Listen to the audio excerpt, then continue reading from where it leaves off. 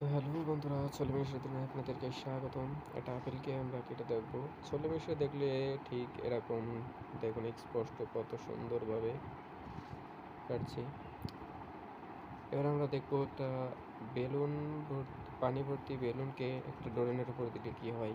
দেখুন, ছোলে মেশিনে বিষয়টা কত সুন্দর দেখাচ্ছে, অস্থির কিন্তু।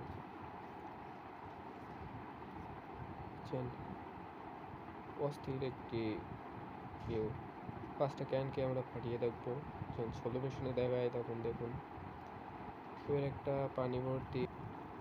এবার পানি ভর্তি একটা বেলুনকে যদি ড্রিল মেশিন দিয়ে ছিদ্র করা হয় তাহলে এই বিষয়টা কেমন দেখায়, চলুন দেখে আসি। এই দেখুন, ছোলো মেশিনে দেখতে অনেক সফট, দেখুন অনেক সুন্দর লাগছে, কিন্তু যখন ফাটবে তখন সুন্দর লাগবে। দেখেন, যারা ভিডিওটা শেষ পর্যন্ত দেখছেন সবাই সাবস্ক্রাইব করে দেবেন।